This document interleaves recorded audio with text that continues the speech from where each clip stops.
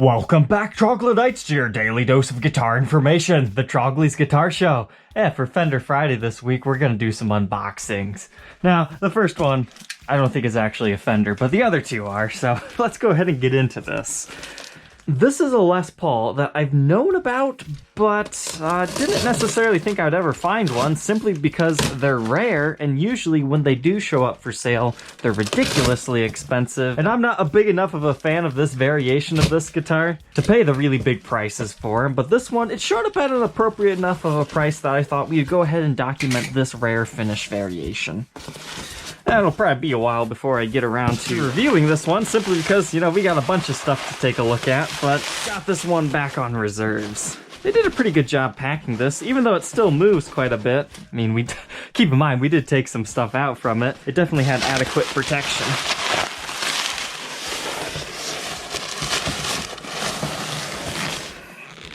We'll throw this to the side here. And then we'll be ready to unbox. Ah, dang, I missed some. There we go. It's great to have magic powers. Okay, so it looks like nobody's touched the combo lock of this case, so we don't have to play Code Breaker. Let's go ahead and get into this. It looks like we're missing a latch back there, so we only got 4 inside. Oh.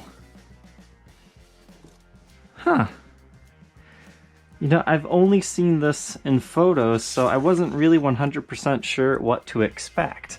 But this is a Les Paul Elegant in the rare Silver Flow finish, as they call it. And basically, this was an experimental run. They also did an Elegant Alloy series that was also experimental. I mean, I think there were around 50 of these guys, if I remember correctly. I mean, I can imagine why these weren't as popular, because a Les Paul Elegant is usually a super flamed out, they've got the quilty tops to them, and this is a solid colored finish, so not quite as beautiful, but it became collectible because there just weren't that many made. And the other thing with these Elegant Alloy Silver Flows, I was expecting kind of like a sparkle top finish, but it doesn't necessarily have a lot of that to it. I mean, maybe there's a little bit, but they're also very prone to finish checking. I mean, depending on what angle you're looking at it. I mean, let's put it back in the case. There we go. Now we can see all those checking lines.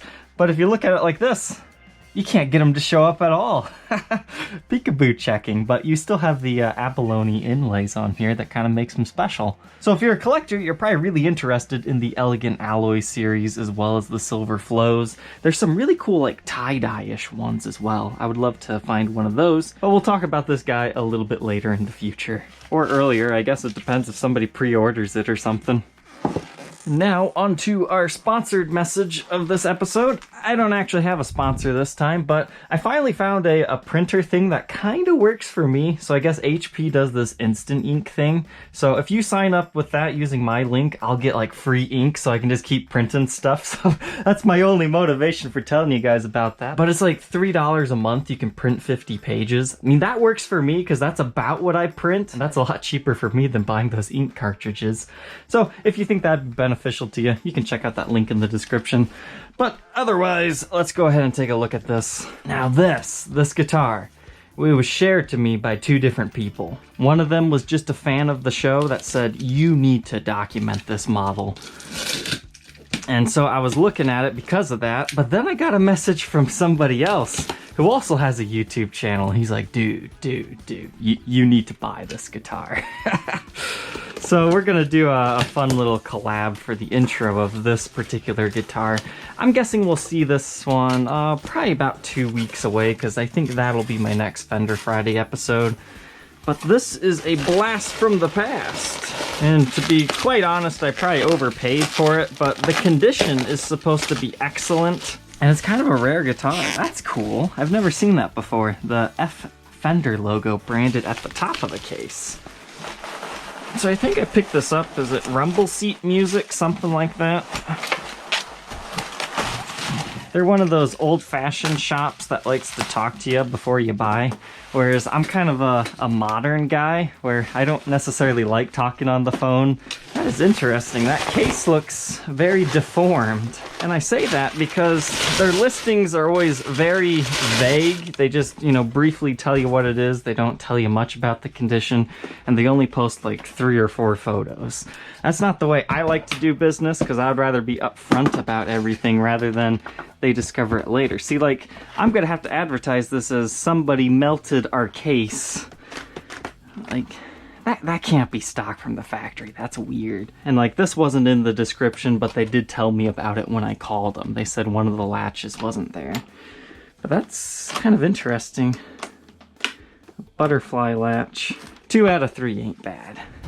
But hopefully the condition of the guitar is actually okay. So what sleeps in here is one of those Fender oddities that's just so bizarrely weird, it belongs on my channel. Get rid of all our tissue paper here. Oh wow. That's a brighter finish than I was expecting. This reminds me of that Silent Siren bass. Oh man, this has that aroma, that indistinct late 70s, early 80s scent that some of these vintage guitars get. So this bizarre creature is known as the Fender Performer. It's a really limited run. It was just kind of a strange made in Japan oddity. They're kind of collectible, and the reason why I decided to pick this one up, despite, you know, having to pay top dollar for it essentially, is it was pretty clean. At least that's what they led me to believe. I mean, you've got a small ding right there, that's okay. A few dings right there. They did send me some additional photos. Would have been nice to know about that finish check line. Oh my gosh, how did they miss that? See, I knew I wasn't gonna like buying from this dealer. That was not disclosed to me. That makes me upset. And they didn't say anything about that cracking off, so maybe this wasn't as clean as I thought. But I later reached out to the shop after unboxing this, and they were nice enough. They offered me a slight partial refund of $100 to make up for their error. So everything's cool between us. It was a little bit of a letdown, but I mean, it's still a clean guitar. It would have been better had it not been dinged up and dropped though. Because condition was pretty much the sole factor why I wanted this particular one.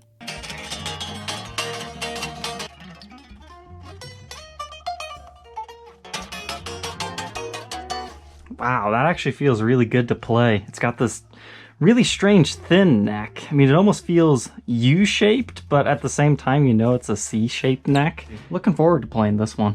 But our next one is actually a new Guitar Day purchase, and that's why it's going to take precedence over this other one. But I think you guys are gonna like what's in here. I don't believe I've ever heard of the guy who the signature guitar is for, but this Stratocaster has some very interesting specs to it. It reminds me of a Stratocaster that has been like modified in the 70s. Oh, you know, it's good if they're including you an industrial Energizer 9-volt battery. Yeah, this is kind of interesting for me. This is the first guitar I purchased brand new from Musician's Friend that didn't come double boxed. Huh, curious. So Fender must pack them with this stuff now. Sweetwater uses something similar to that. You would think that they would pack the guitar inside of the gig bag though, but I guess they use the gig bag as like extra shipping padding protection. That's actually a nice gig bag, wow. Some of these Fender ones, they're just a little cloth, like those made in Japan Silent Sirens got, but this one, it feels like memory foam, I like it. But let's go ahead and check this guy out. Looks like we got some sort of a cream-colored Stratocaster. And we should be good to open this up now. Well, it's made in Mexico, but it looks really good. Wow, that looks like a American, is it Professional? I don't know. I haven't been following the brand new Fenders enough to know the difference. But it definitely has a nice vintage vibe to it. If we can get this off, we can take a look. What makes the Stratocaster special? Well, it might have something to do with this. We have an interesting cream finish. That looks great with this, I think that's just a white pickguard. It might be mint green, it's kind of hard to tell. But we've got a sustainer pickup in here. That's not what you normally find. And then a Seymour Duncan humbucker, so it's actually HS, I think. I guess I've never had a sustainer before. And then underneath here, we've got two little switches. So that's why I said it kind of reminds me of like a modified 70s Stratocaster, because we got these little dongles here, which is a common modification. I don't know if people modify Strats like this, but they did Les Pauls like that at all the time. Now, something I'm noticing here though is there is a smudge in the finish. Well, okay, it looks like it's gonna come off. I'm kind of surprised that Fender would use a masking tape like this. I think some sort of a painter's tape would have done a lot better, because now the new owner is tasked with cleaning it. This is just disappointment Fender Friday. That's not too bad. I could take care of that for him though. But this is called the EOB Stratocaster. It's a signature guitar for this guy right here. Well, that's kind of cool. They even have a sticker that tells you it's the EOB Strat. Oh, cool. We even get some nice flame maple figuring right here. Not a lot, but enough to be excited about. And this is definitely a satin finish neck. That is huge. Not like huge, but it's got a little bit more to the back to it. So I think I'm going to enjoy that one. But yeah, this thing will be interesting with the sustainer pickup. That's for sure. Man, what is going on here? Why are there so many marks on this guitar? It seems like most of them are gonna clean off, but somebody needs to watch what's on their hands when they're making these things. Man, see what I'm talking about? It's even right there on the fretboard. Crazy stuff. All right, let's go ahead and switch over to some boxing. Starting things off here, we have a green Fender case. This one did not take long to sell, despite the video just flopping. I mean, geez, it was a brand new guitar from a series that I thought people were interested in. But yeah, this video did not do the best. I blame myself though. I couldn't really think of a good title for this. What would you guys have named that video? Maybe I have to change it, because it's a cool guitar. It's a Jazzmaster Stratocaster mashup. I know we'll have to look at the other one, which is like, it's a Jazzmaster with the Stratocaster parts. I'm not really looking forward to that one as much as I was this one, but I think my ultimate review of this one was, I think I preferred the Telecasters as far as, you know, just something that you want to play, because this one was a little bit too pretty for my tastes. But you definitely got a lot more value out of this for the exact same price. So let's go ahead and get this guy packed up and sent out to its new owner.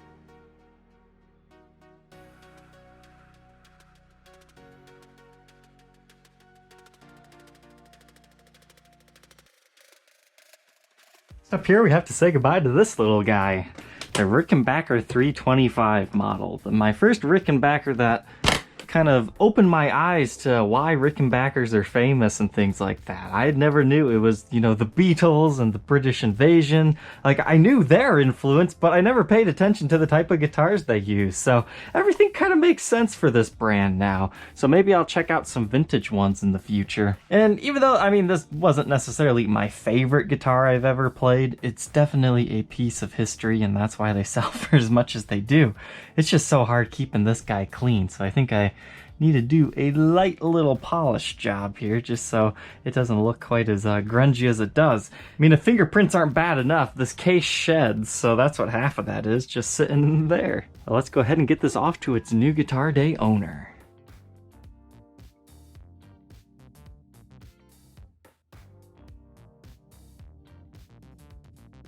Are you guys ready for a cool story?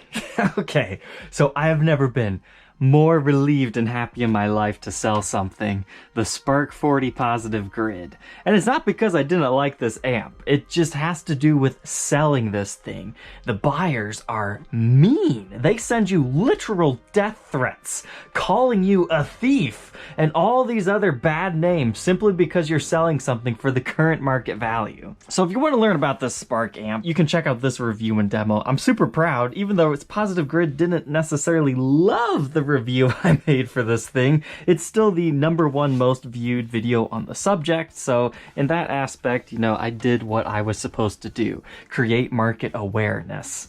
But yeah, I was kind of a dumbo. The mic segments, I didn't realize there were actually 2 tiny speakers, and I mic'd it in the middle thinking there was just one in the center. I didn't think it sounded that bad, but they did have me cut some of the parts out of that video, so it's mainly just the direct in. And this amp, it really is good. I would suggest you purchase one of these. But if you know anything about these, there's a lot of people that think this is just an elaborate scam by Positive Grid and that they don't actually exist. They do exist. It's just taken some time for them to make them. But they've done so much marketing and they can't keep up with it, and people don't want to wait the 6 months to a year in order to get one. The prices on the used market are insane. Like, this thing was just sitting because I kind of liked using it for the Make Progress Monday series. But I happened to look on eBay one day and I saw one of these sold for $550.